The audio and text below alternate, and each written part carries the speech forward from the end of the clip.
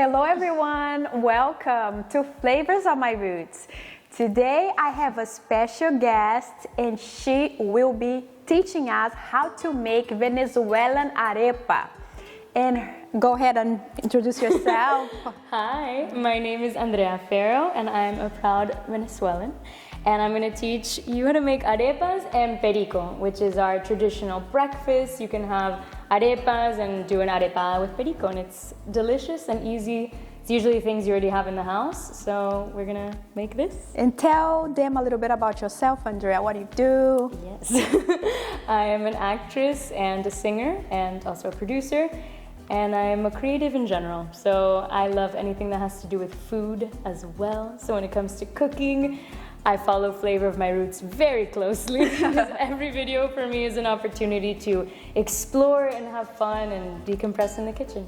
And thank you for being here today, Andrea. I'm so excited, thank you. So let's start and teach us how to make the arepa. Of course, okay, so first we will start with the arepa and we're gonna move on to the perico after.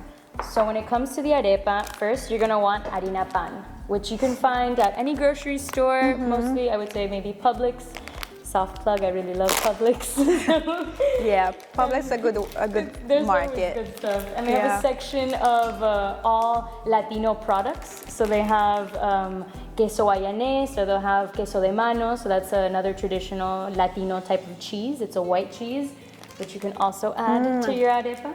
I love that cheese. Highly recommend. Queso blanco. So, so we're gonna start with 1 full cup of harina pan. We're gonna wanna get it nice and in there. Perfect. Thank you. Perfect. Is it 1 cup? I think so. Yeah, right? 1 cup. That's perfect. So we're gonna have 1 whole cup, and then we're gonna do 1 cup of water. 1 cup of water to start. You're also gonna add some salt because you want a salt to taste. Which you say a lot, Salt to which I taste. love. Already taking. How Salt do I to open taste. this? What's the other way to say salt to your liking? Yeah. Or how much? Bueno, Too much? you don't want to put like a pinch of salt. Oh yeah, that's Which true. is pretty much a pinch. And then if you can see here, it looks somewhat like this at first. And you're gonna want to knead it in a way that as if it's like pasta. If you see that it's too watery, you can add more harina pan. And now we're getting the consistency we want. This is looking good. Awesome. So see how it's kind of all getting together like that? So now easily from here, we can dump it right onto there. É farinha de milho, na verdade. Aqui, eu tô falando português, sorry. I love that. You put a little bit more. Perfect. And then try to mix that in. Here in English, you would call it like corn flour, no? Cornmeal, I think cornmeal, is what yes. they would say. Yeah. And a fun fact, it is gluten-free. Oh yeah, which of is course. good to, obviously. So that's good for our gluten-free folks. They would like it. And then see how it's already getting a nice consistency. And I just realized we need to put some butter. Oh yeah, that's right. I'm going to melt the butter. Perfect. Melt the butter and I'll Let's keep do kneading. Perfect. So now we have our melted butter, and because it's melted, we'll make like a little well in the center as if we were making pasta. But if you had room temperature butter, you could just throw the slab right in and then mix it with your hands. Okay, so 1 tablespoon of butter, melted butter, right? Yeah. Stick that in. Ooh. Liquid gold. Beautiful. And then now it's gonna get all gushy. Oh. But this is That perfect. looks This yummy. is going to be a very decadent arepa. Perfect. Let's see how. Let's see. Oh, that feels so good. You feel it, right? Yes. And it's a good consistency. So this is what you want when you're making arepas. So this is the perfect time that we can grab each a piece. So you could easily grab, let's say, this amount. Okay. I'm going to hold that. I'm going to hold this one, and we're going to circle them. Yeah. Okay, just circular motion, make a ball. About enough to fit in your hand.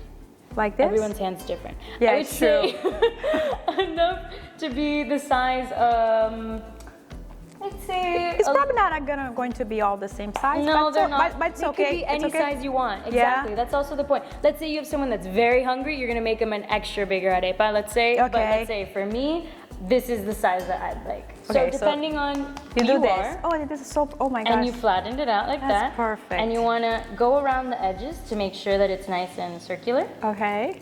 So you're going to end up with something like this. Perfect. Let's see if they're all the same size. Beautiful. See, yours is slightly bigger, which is better. So actually, something I'm realizing now, which would be helpful, you can make it, if this wants to be a family affair, whenever you have the arepa in your hand, you can make it the size of your palm. And that should be a good serving indicator for what you want. So then once you have the arepa, you could stick it to the side, and then we can continue making the others. So as we saw, we only used 1 cup, and we're already in the process of making almost 5 arepas. So you really, like, harina pan goes a long way. You don't need too much. And another tip, if you have harina pan and you're making the arepas, let's say you have some extra and you're making a soup, you can do what we call bollitos, or what, at least that's what my grandma's taught me what it's called. And you can make little circles that you can put inside the soup, and then they'll puff up to the surface. Oh, that's awesome. I messed up this one. That's perfect. No, beauty also, like, let's say it gets a little messed up, you just reshape. I know, right? There's no perfect arepa. The best arepas are the ones made with love. True. And with your hands. So about love. Exactly. And you can feel it in your food, so. Awesome. That's the beauty. So now that we have this, we are going to heat our skillet. Okay, heat our skillet on top of the stove, right? On top of the stove, yeah. Okay, so now that we have the skillet nice and hot, we're gonna put some olive oil. And what I like to do, I don't like putting the olive oil and leaving it like that. I will get a little bit of paper towel and just kind of coat the whole bottom so that nothing can get stuck. So once we've done that, we are gonna get one of our beautiful baby arepas, and we're gonna place it directly into the hot skillet. I'm gonna put this right here for you. Perfect. It'll be easier. Thank you. So what you're looking for is a nice golden brown color, and then I would say maybe about 3 minutes. You're gonna let it get nice and hot, and then you're gonna wanna flip it over to get the other side the same color. And then we'll put it in the oven. I think we'll put it on high to start, and then we're gonna put it on medium-low so that we don't burn them. Because that has happened to me many times, and you know what? It's okay. If it's burnt, the charred taste is actually kind of nice. So there's nothing wrong here. Okay. And it's okay if you get a little impatient. It happens to me all the time. So let them actually sit for 2 to 3 minutes so that they can get that nice even color before flipping them. So a trick is, my grandma taught me this, if you've made too many arepas and you have a couple left over the next day, what you can do is wet a paper towel, put them in the wet paper towel and put them in the microwave for 10-20 seconds. And then that's gonna get them nice and soft again, so you can put it back in the oven so that it tastes as if it was freshly made. So once you notice that they're cooking well, you'll be able to spin them like this, and you'll know that they're cooking evenly. And then once you see that they can spin, you can flip them over. And that's what you wanna see. You wanna see a nice, pretty, golden. You'll see a little bit of streaks, little golden streaks that it's getting from the skillet. And then this one actually should look pretty good because I've left it. Yeah, so they're starting to golden. Oof, that's what you want to see. Nice, you can hear a little crunch. A nice benefit from making arepas, especially with butter, is that now your hands are incredibly soft. So now that we see that they're getting beautiful color on each side, we're gonna wanna put them in the oven for about 10 minutes at 400 degrees. And when I say 10 minutes, you wanna check on them just to make sure that they're not burning. Perfect.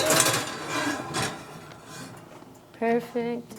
So now that we have the arepas in the oven and they're cooking nicely, we are gonna make perico, which is a traditional Venezuelan breakfast, which composes of eggs, which now we have 4 eggs, which is gonna make for about a serving of 4 people. And then we have tomatoes, onions, peppers, and cilantro. So now we're gonna put some olive oil on the pan, and we're gonna first start with our onions. Your friend is waiting for something. Is Gingy here with me? Ginger! So you want your onions to get nice and translucent before you put the peppers in, and then you'll add the tomato.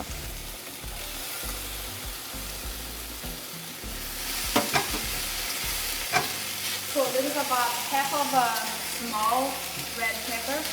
So it was a fourth of a red pepper, a half of an onion, and then a full tomato. You're gonna put a little bit of pepper and a little bit of salt. Now you're gonna add some tomato. So oh my gosh, oops. Nice. Beautiful. So, and then mix it in all Mix together? it in all together, yeah. Like that. There's a really great texture contrast with the hardness of the arepa and the crunchiness of that with the softness of the eggs. I love cilantro. Me too. So if you even have more cilantro, go ahead and add it. Cilantro is our best friend when cooking and it tastes delicious. Don't burn your mouth.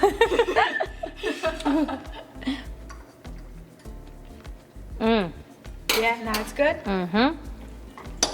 Tastes like childhood. Yeah, it's Yeah? delicious. Okay. Yeah. I'm just gonna take them out to test them. So this is a beautiful looking arepa, and you're gonna hear. You can hear it sounds like a drum. So that's what you want to hear when your arepa is ready. Great. So now that we have our arepas done and they sound like a drum, you're gonna get your knife and you're gonna go along this part. And you're gonna open it up, and you're gonna see the beautiful heat coming out of it. Perfect. Like that? And then I'm gonna do you by throwing a little piece of butter. You're gonna put butter on it. I love butter. Put You a love little butter? piece, More butter. Let's do more butter. Okay, And that's it's not. perfect. So you're gonna put butter just because the butter is delicious in the arepa. It's a nice little additive. And then when it's hot, you can add your eggs. So you're gonna add your eggs to your arepa. Or you can add whatever you want too, right? Leftover, Absolutely. anything if you want. And that's the other thing. So when it comes to arepas, they're the perfect vessel for literally any leftover you have in the fridge. So let's say you have Christmas Day or Thanksgiving and you have an amazing array of meats and different types of things. You could easily make arepas in the morning for leftovers and stuff those right in, and it is perfect. More cilantro. And then put cilantro, and I'm also gonna put some more because I love it. And you're gonna put a little more cilantro. And now that our arepas are nice and ready, we're gonna take them outside to have our bites. Yeah. It's the butter that's dripping from it. Hi, Gingy. Oh, the day is perfect. And now it's time to try. Cheers. Cheers.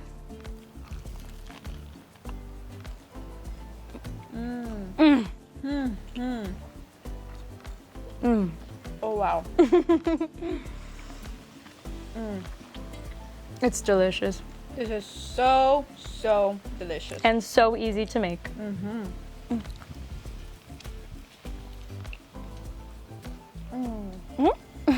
I'm in heaven. It looks like we have a friend that's joined us.